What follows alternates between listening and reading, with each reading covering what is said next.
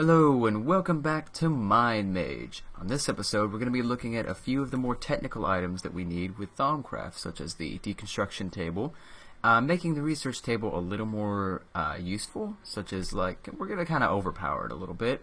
And we're also going to build ourselves what's known as the Infernal Furnace, and I'm going to do a little bit of research into the Sinister Lodestone. Now, as far as the book goes, it says it can have some adverse side effects, but I mean, this is the science of knowledge. We need to know more in order to create more. So what's a little warp? I mean, really. All right, well, let's get right into it. What the heck was that? Yeah. All right, now the first thing I want to show off is my new and improved research table. Now I've moved it down here. Don't worry, it's still safe because I've got all these paving stones of warding around. And I've surrounded it completely in bookshelves, as well as some mixed crystal clusters, which are pretty easy to make. It's simply one of each crystal in a crafting bench, the same way you would do a fence.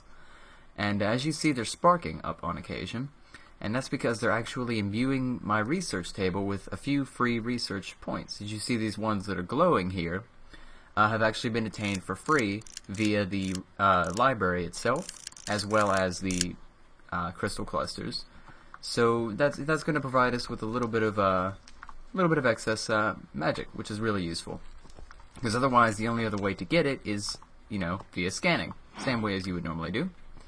Okay, so we have already researched the deconstruction table, and we'll go ahead and pull it up in the book here. It's going to be on the first page, right here. Now, what the deconstruction table is mainly used for is breaking down compound items, into their most basic forms. So in order to make this, we're going to need a Thaumcraft table, a thaumameter, and a golden pickaxe and a golden axe, as well as 20 perdicio in a crafting table. Let's go ahead and make all that stuff up right now. Where's my wood? There's my wood.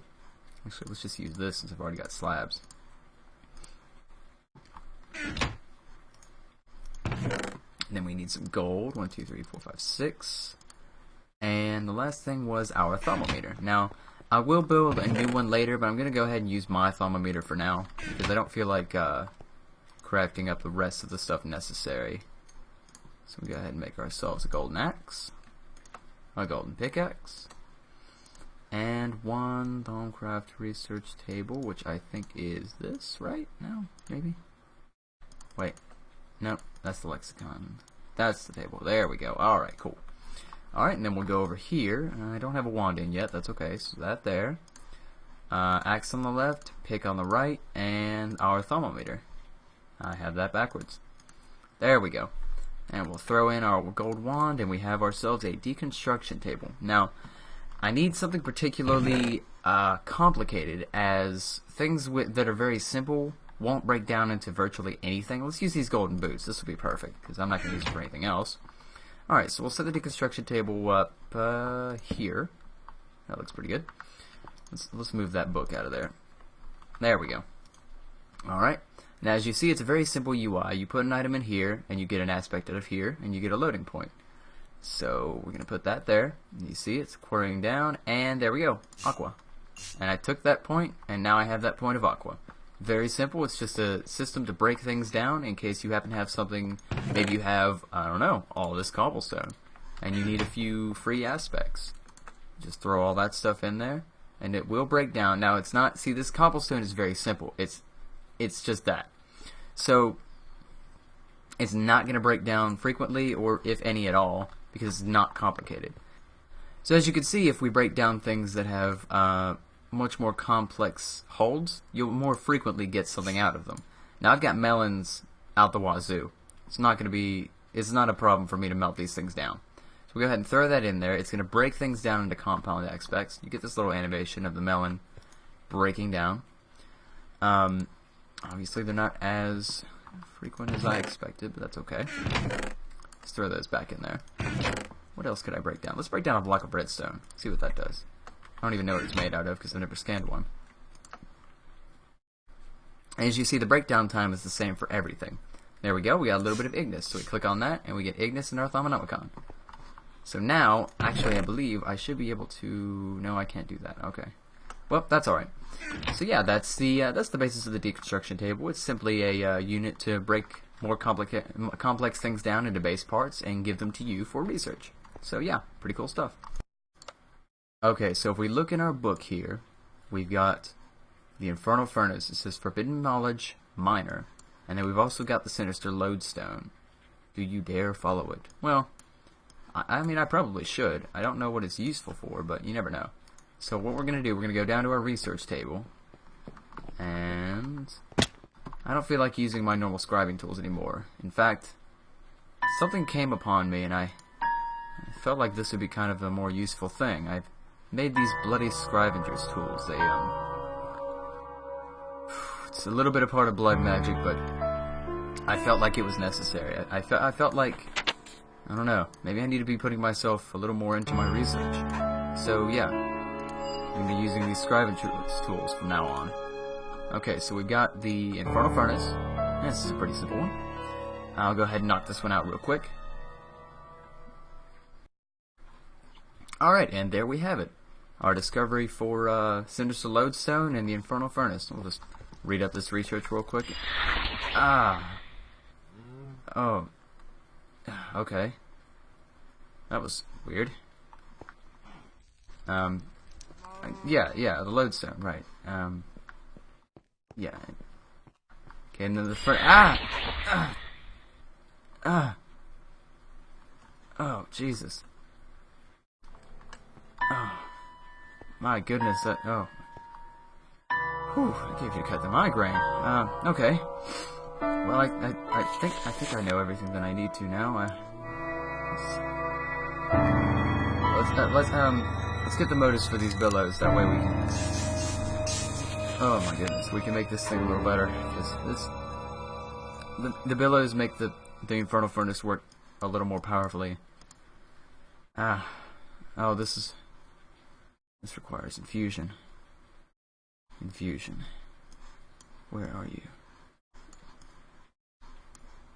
Well, we're not going to be able to pop up the lodestone right now, but let's go ahead and make the Infernal Furnace. That way we can go ahead and have ourselves a better crafting system when it comes to doing our ores, because the Infernal Furnace will basically make more nuggets per ore of an ingot. Oh man, it's kind of pounding headache you kind of get. Hold on, I need to. Let's see, it's a potion of invisibility, strength. This should do it. That's better. My head's feeling a lot better now. Okay. Right. So, what do we need to make this thing? Okay. Apparently, this is a multi-block. I need nether bricks, obsidian, lava, iron bars, and nothing. Alright, that sounds good enough. So, obsidian. Oh dear, it seems I need to go and get some nether brick. Alright, I'll be back in just a moment, as soon as I go into the nether and grab some of that. Alright, well that was all a little bit strange, but I'm feeling a lot better now. I went ahead and went to the nether and got myself some more of the nether brick that I needed, and we're ready to go ahead and build this Infernal Furnace. Let's make ourselves some extra ores. That's one way to win over a powerful thaumaturge, is a little extra stuff. Alright, so we're going to go ahead and build this as a multi-block. So you start with this layer of obsidian and nether brick here. Then you place... I'm going to do this by memory. I bet I can do it by memory. That there. And then that there, that there, that there, that there. And of course 4 more of these. Place our bucket of lava here. And then do the same thing. Obsidian here. That there, that there, that there, and that there. Now, if I'm correct, that should be the proper orientation. I should simply be able to... I need to see how much magic I need to actually do this, because this is one of those things where you right-click it and it actually takes magic straight out of the wand. So, as far as Artifice goes, our Infernal Furnace, we need 50 Ignis and 50 Terra, alright? Luckily, I just finished up filling up my wand as well, so simply enough, this should be pretty good.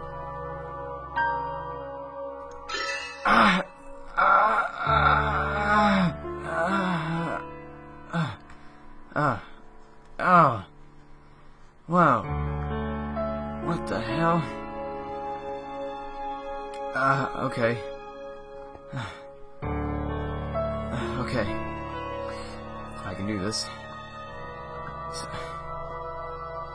Oh my goodness, okay, so... That hurt. A lot. What the heck was that? So... Oh god, my head. Okay. So we got the Infernal Furnace. I also made a hungry chest. Let's look in the book. I can show you how this works. It's the first thing that you research in Golemancy before you really get to working with the golems. It's very simple to make. And it'll take anything that's dropped into it. It's a trapdoor and some witchwood, or any planks really. And you get your hungry chest. And I can show you. Just toss it in, and it'll eat whatever you throw into it. So we're going to use it to keep anything that this Infernal Furnace happens to throw out. Now, okay, I'm glad that's going away.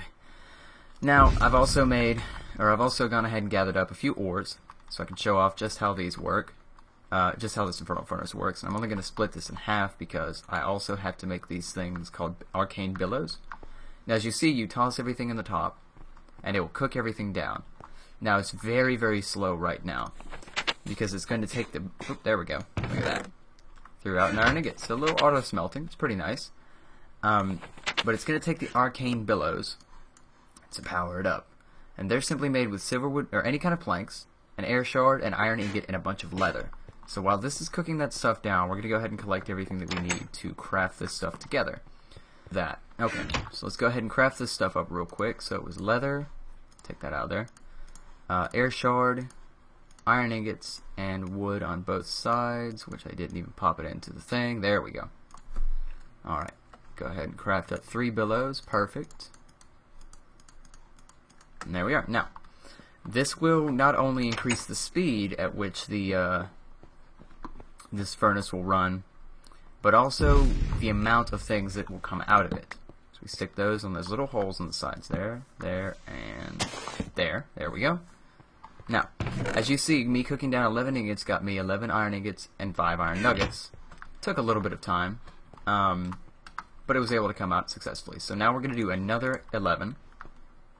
As you see, it pops up a little bit.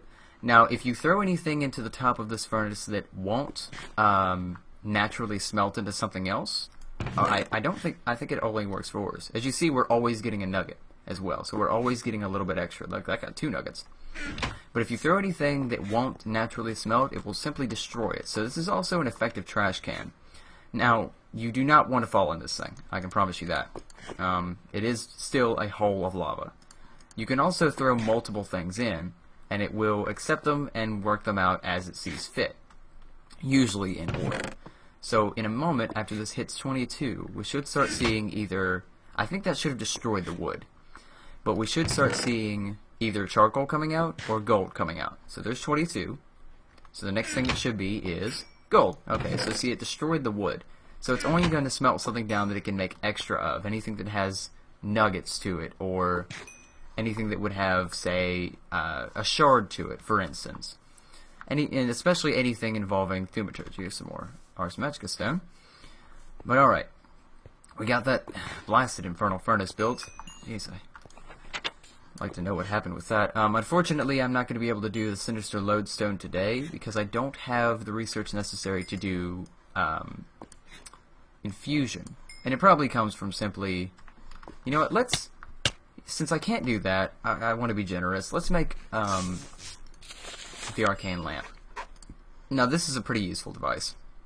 I need niter, iron ingots, a daylight sensor, and amber block. Now, amber block, of course, is amber shaped into, actually, it's not 3x3, but actually 2x2 in order to make that block of amber. And this is going to be what is the body of your light, essentially. So 1, 2, 3, 4. And what else did it say I needed? Let's see, 2 iron ingots, a daylight sensor, and niter. Now, I should still have some niter from the last time that I crafted it. But I do not, so I'll have to make more. There we go, 1 daylight sensor, amber block, niter, and we need 2 ingots of iron. Undo. There we go. Alright, and we'll just shove that recipe in there. Bam, bam. 1 niter for the light, 1 amber for the body, and 1 daylight sensor to let us know that everything's working alright. There we go. Uh-oh, don't have a fire for that. Had to use all that in the Infernal Furnace. There we go, 1 Arcane Lamp. Now, the amazing thing about the Arcane Lamp, and I call this amazing because it is truly an incredible little device. What we're going to do is we're going to tear down all of this stuff. We're not going to need this stuff anymore. All this glint weed is going to be worthless, because this whole field, I promise you, is going to be checked. See what the Arcane Lamp does is it checks constantly for whether or not there is a spot that is too dark, and it will highlight that spot with its own little light source. Now, these light sources are tangible and can be destroyed, so you must be careful when you're building around them. But they're also almost invisible. In the same way that the Ars Magica spell works, this works in that it doesn't show up unless you highlight over it. But it does give you that light source. Okay, so we got this whole field now completely dark. We're going to stick the lamp right there. Watch it. You can watch it go. Look at that. Bright up, bright up. Look at that. Beautiful. And I hit F7, and as you see, I can see the yellow parts, the parts where mobs would be normally allowed to spawn. It's placing lights. There it goes. There goes one. It's going to place light sources all throughout this area to make sure no mobs can spawn within its effective reach. And as you see, the reach is actually rather incredibly large. I don't know the specific amount. I think it's somewhere around the range of 3 chunks, maybe, from the center.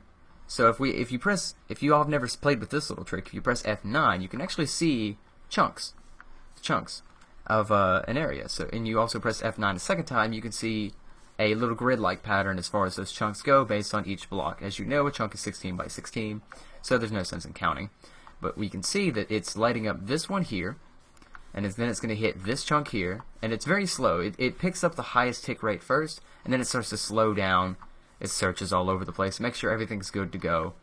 Now, it will eventually reach these, because you saw it placed one right here, and I can't see, as I also pointed out, you cannot see the light source. You can find it eventually, if you look just the right way, but there's no way of actually tangibly observing the light source. So yeah, we've got that pretty well taken care of. Now we can, instead of having so many of these torches or all kinds of lamps and lights and all kinds of glint weed just floating around the area, all we gotta do is place maybe 5 of these lamps around the compound, and we'll have the whole place lit up. Never have to see the light sources, won't have to look at these ugly plants. Now, granted, I say ugly because this is not the witchery file. Well, this is not the witchery area anymore. As far as witchery goes, these things are beautiful.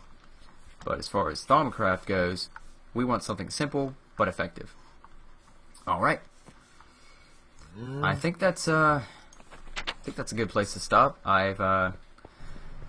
This research has been looking a little splotchy lately. The blood doesn't exactly dry as quickly as I would like it to when it comes to doing some of this stuff, but hey, you know what you gotta work for. So as far as it goes, what the heck? Voice. What was that? I think there's some research that I still need to do. I almost feel compelled to use this thing again. What can I do for next episode? What would be useful? Tinkering. I think we need to work our way towards infusion. Yeah. Infusion sounds like the way to go. Alright. This looks nice. Thank you all for watching. I'm sorry. Yes?